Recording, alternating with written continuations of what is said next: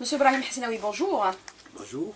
Alors, la politique du logement en vigueur réussira-t-elle à résorber la crise du logement ou la forte pression sur le logement? Vous déclarez que le logement a une forte valeur sociale, mais parallèlement, il a aussi une connotation marchande, ou valeur marchande. Bien sûr que le logement, doit être considéré comme un produit marchand à forte connotation sociale. Pour résorber, bien sûr, pour résorber le problème du logement, il y a un certain nombre de règles. Il faut absolument trouver les meilleures solutions pour pouvoir agir sur l'offre, pour pouvoir produire le plus grand nombre de logements dans les meilleures conditions possibles, avec la meilleure qualité possible. Mais comment justement agir sur l'offre pour régler ce problème du logement que nous connaissons aujourd'hui? Monsieur Hasnaoui, puisque vous êtes opérateur dans le domaine du logement aujourd'hui. Je Et pense, parmi les premiers, les tout premiers, depuis 1974. je pense que le problème est avant tout un problème d'organisation. D'organisation à tous les niveaux. Et ça va de la maîtrise d'ouvrage à la maîtrise d'œuvre, à l'entreprise de réalisation et tout l'environnement de l'entreprise. Tout ce qui est industrie des matériaux de construction et tous les aspects réglementaires qui gravitent autour. Si on arrive à réorganiser le secteur sur des bases saines, viables, en essayant de réduire au maximum la complexité de la tâche, par la redéfinition des rôles et la spécialisation des entreprises par corps d'État, on doit pouvoir y arriver. Et quand vous parlez de base saine et viable, redéfinition des rôles, qu'est-ce que vous entendez par là exactement, M. Hasnaoui? Quand je dis redéfinition des rôles, les rôles sont connus. Un maître d'ouvrage, il a un rôle très important. Mais aujourd'hui, les programmes sont réalisés à 90% par l'État. Donc c'est l'État qui est promoteur et en même temps maître d'ouvrage. À ce titre, il a un rôle très important à jouer en tant que maître d'ouvrage. Il y a la maîtrise d'œuvre. En termes d'études, quand on fait une commande d'études, l'étude a ses conditions. Et tout se joue à ce niveau-là. Il faudrait que l'étude soit maturée. Et en règle générale, le temps imparti aux études est 2 fois supérieur à celui de la réalisation. Ça veut dire une étude n'est aboutie que si on arrive jusqu'au moindre détail. Lorsqu'on passe à la réalisation, on ne réfléchit plus, on exécute. Ce n'est pas le cas. Aujourd'hui, les bureaux d'études sont très mal payés et généralement les études s'arrêtent au niveau de l'avant-projet. Mais en réalité, les études continuent pendant l'exécution et ça devient une source de litige et de contentieux. D'où surcoût, surdélai, etc. Donc là, il faudrait prendre le temps suffisant pour maturer les études, pour éviter tous ces problèmes-là. Mais est-ce que déjà, la question est posée, est-ce qu'on recourt au bureau d'études? Oui, on recourt au bureau d'études. Mais comme en Algérie, tout se fait dans la précipitation. Un dossier qui mérite minimum 1 année à 2 ans de maturation, on le boucle en 3 mois. Mais très mal. Alors, et ça, c'est un élément très important. Alors que faut-il faire aujourd'hui pour régler toutes ces questions? Vous dites que l'État est promoteur à 90%. Est-ce que c'est le rôle de l'État d'être promoteur? Bien sûr que non. Bien sûr que non. Si je prends l'exemple sur la France, depuis 1789, n'a pas réalisé un seul logement. C'est le rôle des opérateurs économiques. Il faudrait que l'État revienne à ses fonctions régaliennes. C'est la régulation, l'organisation de marché, et tout ce qui est réglementation. C'est ça le rôle de l'État. Mais est-ce qu'on peut considérer que l'État se retrouvait face à une situation où il fallait prendre aujourd'hui le relais parce que les promoteurs étaient défaillants? Parce qu'il y avait aussi une forte pression sur le logement.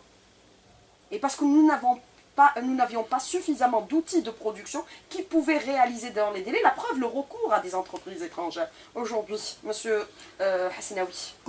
En réalité, la promotion immobilière ne peut se développer que si l'outil de réalisation se développe.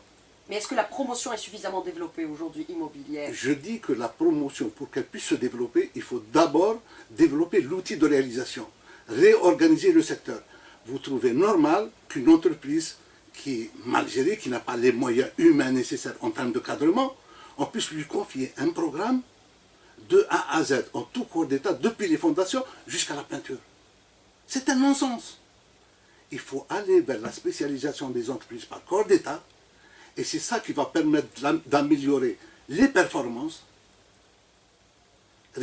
maîtriser les délais et les coûts.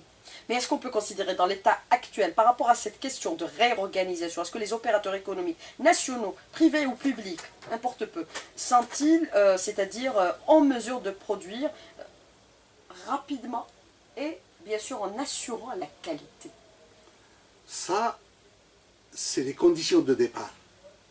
Il faut analyser toutes les lacunes pour dire pourquoi on a ces lacunes. Quelles sont les lacunes aujourd'hui qui sont constatées, monsieur Hasnaoui? D'abord, la première lacune, c'est que les études ne sont pas abouties. C'est une première lacune. Je dis que ce n'est pas normal de confier à la même entreprise tout de A à Z. Il faut aller vers la spécialisation des entreprises par corps d'État pour améliorer leur performance. Il faudrait qu'au niveau du suivi, qu'il y ait une certaine cohérence. Au niveau de l'industrie des matériaux de construction, il faut de la cohérence. Il faut imposer des règles de jeu qui soient claires, etc. Quand on met sur le marché un produit, il faut le garantir. Parce que l'entrepreneur, c'est quoi? Ce n'est qu'un ensemblier. Il agit en fonction de son environnement. Si son environnement pose problème, donc automatiquement c'est le problème, se répercute sur le bâti. L'entreprise a besoin de tout son environnement, du système de formation, des industries de matériaux de construction, des routes, du transport, etc. Si le transport ne fonctionne pas, l'ouvrier ne sera pas à l'heure. Donc il y a toutes les implications. En réalité, tous les problèmes de la société, on les retrouve au niveau du bâti. La main-d'œuvre qualifiée, aussi, c'est un axe important. Je pense qu'aujourd'hui, à l'état actuel des choses, c'est le principal handicap. Aujourd'hui, s'il y a un élément bloquant, c'est le facteur main-d'œuvre. Il faut absolument prendre en charge ce problème-là de manière sérieuse. Tant au point de vue formation, il y a le problème de la formation qu'il faudrait pousser, mais également, il faut aller vers l'adaptation des métiers de la construction à la mentalité des jeunes. C'est-à-dire, en termes clairs? Les jeunes n'aiment pas la pénibilité, donc ils fuient le secteur du bâtiment. C'est pas seulement un problème de pénibilité.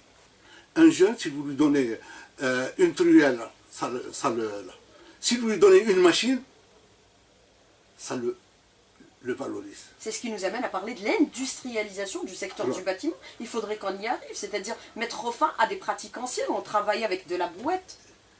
Mais bien sûr, mais il y a énormément de choses à faire. Il y a beaucoup de choses à faire. Et c'est là où il faudrait s'atteler.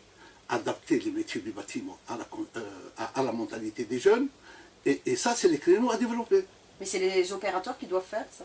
Également, les opérateurs économiques. Dans le secteur du bâtiment. Ils doivent s'outiller de moyens qui leur permettent de réaliser rapidement, avec beaucoup d'efficacité, en utilisant aussi les moyens modernes. Lorsque 90% des programmes sont gérés par l'État, qui arrête les règles de jeu, sans tenir compte des moyens disponibles et sans laisser aucune ouverture en termes de créativité, quelle place on laisse à l'innovation?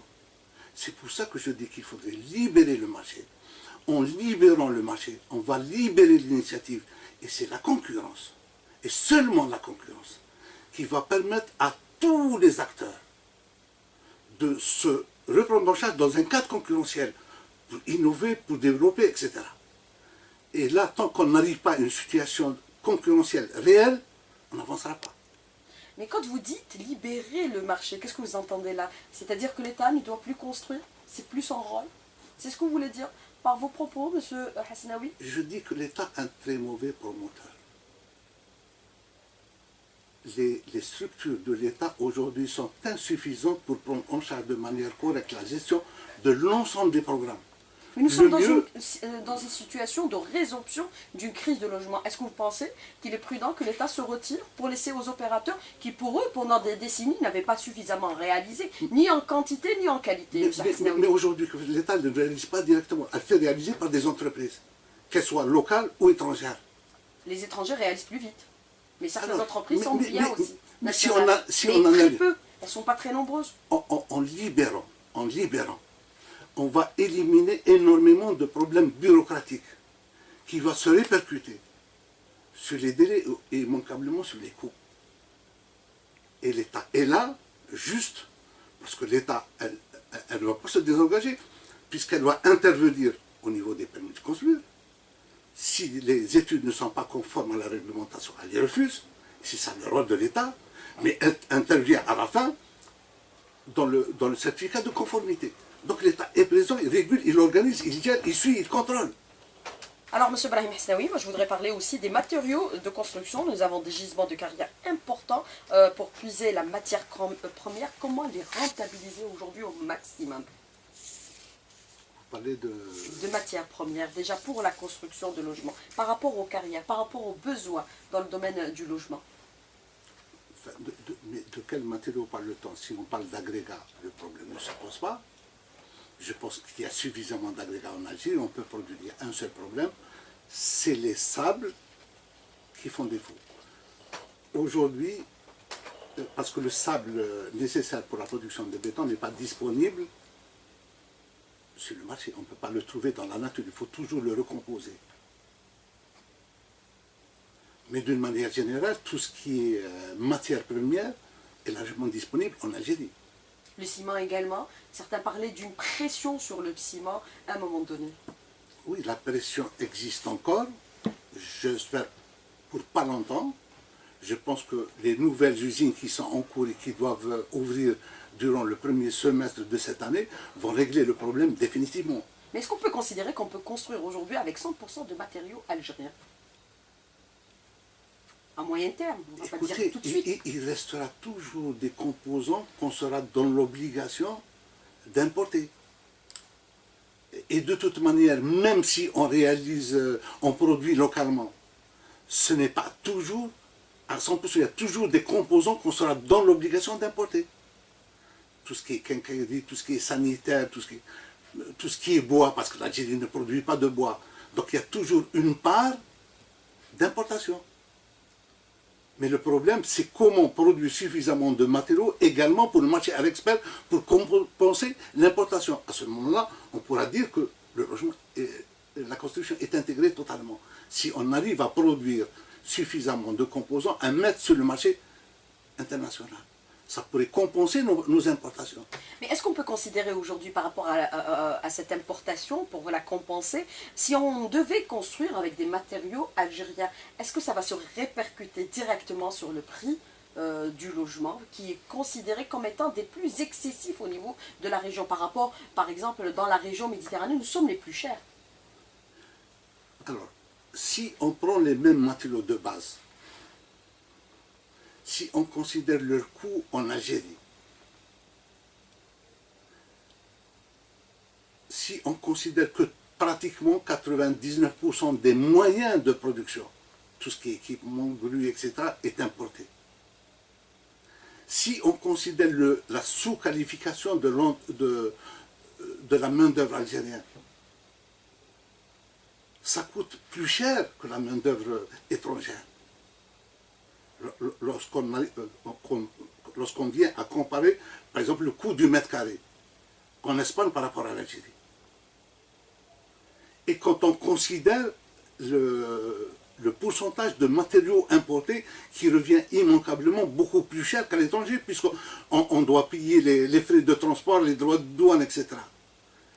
Je pense que c'est logique que le prix en Algérie soit plus élevé par rapport à une société organisée où tout est huilé, tout est organisé et la rentabilité est maximale. Ça, c'est le résultat des déperditions dû à un certain nombre de dysfonctionnements. Il y a peut-être une part de spéculation, Mais cette part dans la spéculation peut être éliminée par la concurrence.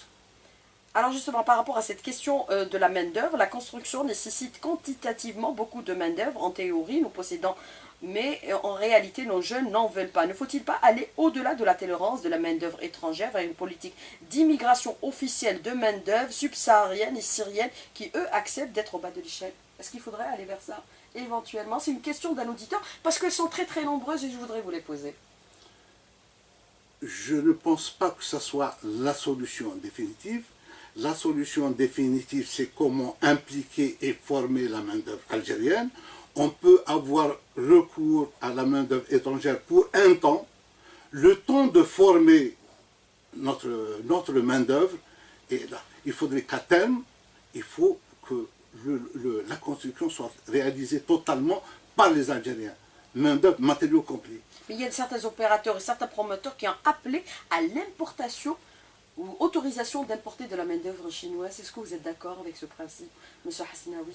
Écoutez, aujourd'hui, on est en train de stigmatiser l'entreprise algérienne parce qu'elle n'a pas ce problème, elle ne sait pas, etc. Mais en réalité, le facteur limitant de la construction en Algérie aujourd'hui est dû essentiellement au manque de main-d'œuvre spécialisée. Et parfois, dans certaines régions, même la main-d'œuvre ordinaire manque. Mais est-ce qu'on peut considérer que par rapport à toutes ces contraintes, la promotion immobilière en Algérie est défaillante par rapport à ces contraintes que vous soulevez? Absolument, parce que l'offre est insuffisante.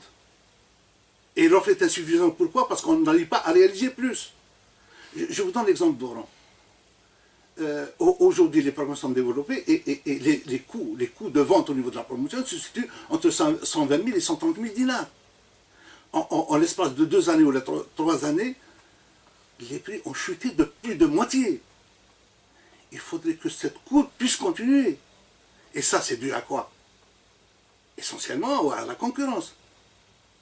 Alors le partenariat n'est-il pas une solution pour se substituer aux entreprises étrangères? Je pense que, en l'état actuel des choses, c'est le chemin le plus court pour pouvoir assurer un transfert de savoir-faire réel, et le partenariat est une solution Alors, à encourager.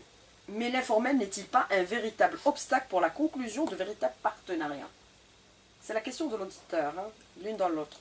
Le problème se situe même pour les partenaires étrangers, même quand on fait un partenariat avec des étrangers, il faut utiliser au maximum, parce que leur rôle, c'est de former la main-d'œuvre algérienne. Si je m'associe avec un étranger, c'est pour assurer un transfert de savoir-faire et former les Algériens. Encore faudrait-il que les Algériens soient prêts à accepter, à être formés et intéressés par les métiers. Mais aujourd'hui, un jeune peut gagner beaucoup plus d'argent dans l'informel ou autre chose que dans le bâtiment. Le problème, c'est un problème de fond. Vous connaissez cette contrainte aussi? Absolument. Vous la vivez? Absolument. Absolument.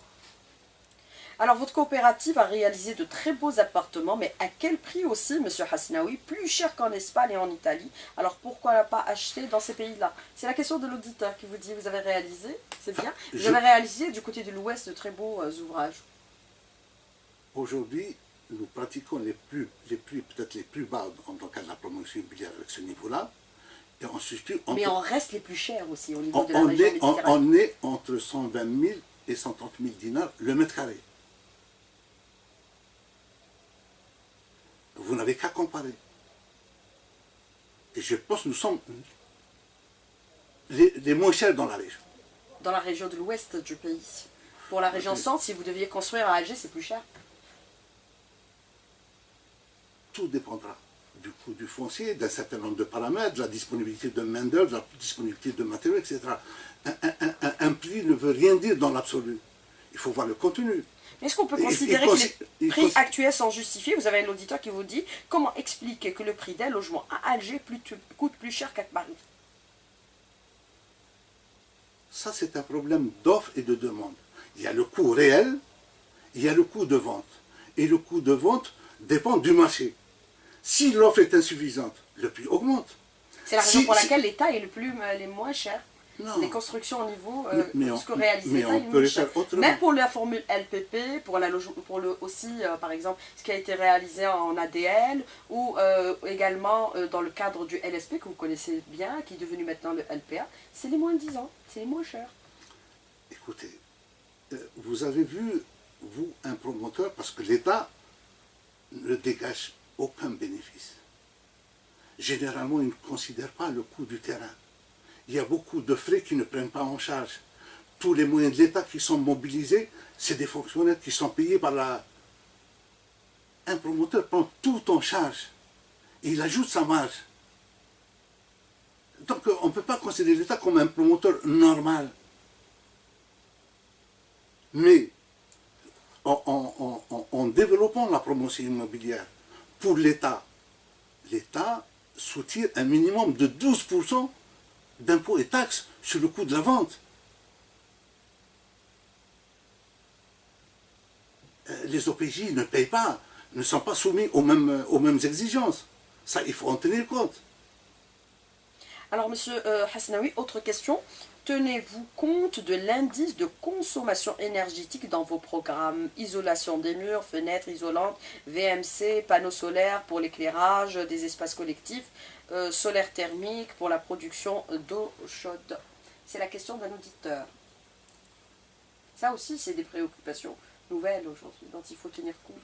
Écoutez, nous, on a lancé l'isolation thermique par l'extérieur de tous nos bâtiments depuis 10 ans. C'est une technique allemande que nous avons développée en Algérie, qu'on a intégrée à plus de 90%, et depuis 10 ans, toutes nos constructions sont isolées thermiquement. On a introduit le double vitrage, et ça, pour nous, c'est une pratique courante, depuis 10 ans. Et nous sommes les seuls à le faire. Ce qu'il faudrait, c'est que ça devienne obligatoire, ça devienne réglementaire. Aujourd'hui, aucune réglementation ne l'impose. Quant aux panneaux solaires, aujourd'hui, en l'état actuel du coût de l'énergie, le prix de l'énergie est tellement bas que les gens ne trouvent pas d'intérêt à s'équiper en panneaux photovoltaïques pour la production d'eau chaude ou autre. Alors j'ai visité un site de logement LPP, pour une fois j'ai été agréablement surpris, c'est bien. Ce que je veux dire, c'est qu'on est capable de réaliser des appartements d'un certain standing. Est-ce qu'il faut atteindre aujourd'hui la qualité de réalisation? Le haut standing, on est capable de le faire, Monsieur Hasnaoui? Je pense qu'aujourd'hui, il est urgent pour l'État de définir un SMIC qualitatif au-dessous duquel on ne doit pas descendre. Et c'est très important. Il ne faut pas considérer le prix du logement au départ. Il faudrait mesurer son impact. Ça va permettre d'économiser de l'argent maintenant que nous en avons fortement besoin? Non, je ne vois pas le problème comme ça. Il faut mesurer l'impact du logement sur l'éducation des enfants, sur la santé, sur le bien-être des gens. Et ça, pour moi, ça n'a pas de prix. Et c'est des préoccupations qu'il faut absolument prendre en charge dans la conception des programmes. Et ça, c'est le meilleur investissement qu'on peut faire. Il faut arrêter de construire des logements, des cités dortoirs qui ne sont en réalité que des bombes à retardement. Et ça, c'est une urgence. On n'a plus le droit de faire n'importe quoi. Mais il vous est arrivé aussi de faire par exemple des comparatifs chiffrés en disant, avec des études bien réfléchies, bien faites, bien réalisées, nous pouvons même économiser sur les coûts de logement que nous sommes en train de dépenser aujourd'hui à coût de milliards. Est-ce que vous pouvez nous donner quelques petits indicateurs avant la fin de cette émission, Monsieur Hasnaoui? Vous connaissez bien le logement, quand le bâtiment va, tout va, et vous le savez très bien. Je considère qu'aujourd'hui, les déperditions dans le domaine de la construction, entre 15 et 20% facilement. C'est-à-dire en chiffres, si on veut avoir des évaluations.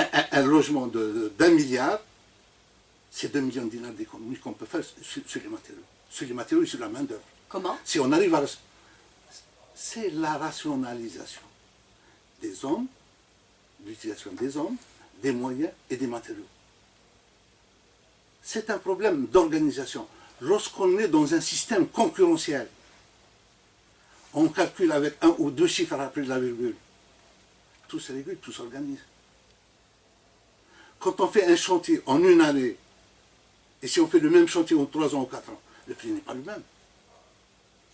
Allez-y, demandez aux entreprises pourquoi elles mettent autant de temps pour réaliser leur programme. Et vous comprendrez.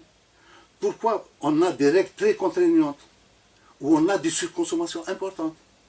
C'est là il faut aller chercher la chose.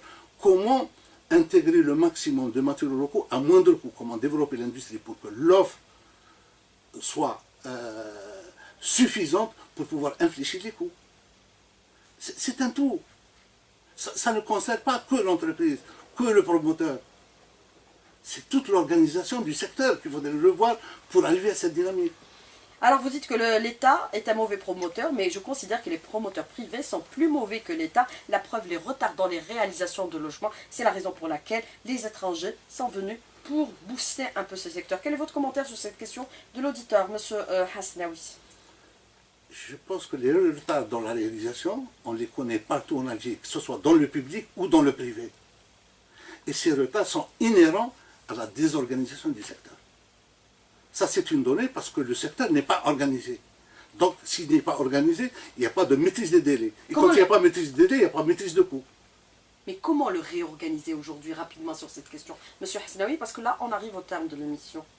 Il faut agir au niveau de la maîtrise d'ouvrage, revoir le statut des maîtres d'œuvre, les bureaux d'études, spécialiser les entreprises par corps d'État, développer tout ce qui est amont de l'entreprise en termes de matériaux de construction et de services, de manière à saucissonner de rendre l'acte de bâtir beaucoup plus maîtrisable. C'est ce qu'il faut faire. Une entreprise qui fait tout de A à Z ne peut pas être compétitive. Mais pour ça, il faut une autre organisation. Il faut un chef d'orchestre entre le bureau d'études et l'entreprise pour pouvoir assurer la coordination d'ensemble. Le chef d'orchestre, c'est qui? C'est l'OPC. C'est un bureau d'études spécialisé qui est là, qui doit vérifier toutes les études, qui doit tout planifier, et il est chargé de l'organisation, de la planification et de la coordination. Même s'il est payé au même titre et au même niveau que le bureau d'études, in fine, tout le monde gagnerait. Et ça permettait de réduire les coûts d'au moins 10%. Alors il y a certaines entreprises qui ont été blacklistées. Est-ce que vous considérez que tous ceux qui sont défaillants devraient subir le même sort aujourd'hui, M. Hasnaoui? Ou alors il faudrait leur donner une seconde chance peut-être? Écoutez, quand on lance des programmes LPA ou LSP... Ah, vous connaissez bien le LSP, hein, vous Oui. êtes l'initiateur. Alors, quand on fixe le prix à 2 800 000, à 2 800 000, et c'est un prix qui a été arrêté il y a 5 ou 6 ans, et qu'on ne prévoit aucune formule de révision, avec une bureaucratie asphyxiante, comment peut-on reprocher à ces gens-là de ne pas être dans les délais? On a créé toutes les conditions pour qu'ils ne puissent pas réussir. Et donc ça ne marche pas. Monsieur... Donc, il faut revoir le système. Pour moi, c'est un système qu'il faut... les prix ne peuvent être imposés que par le marché. On ne doit pas les fixer de manière administrative, c'est un non-sens. Monsieur Brahim Hasnaoui, merci d'avoir répondu à nos questions et d'avoir été en direct avec nous dans le studio. Merci beaucoup, Monsieur Hasnaoui. Vous serez bien sûr, les auditeurs pourront vous retrouver au niveau du salon du Batimatek qui va s'ouvrir dans la semaine qui vient. Merci beaucoup. À bientôt. Merci, au revoir.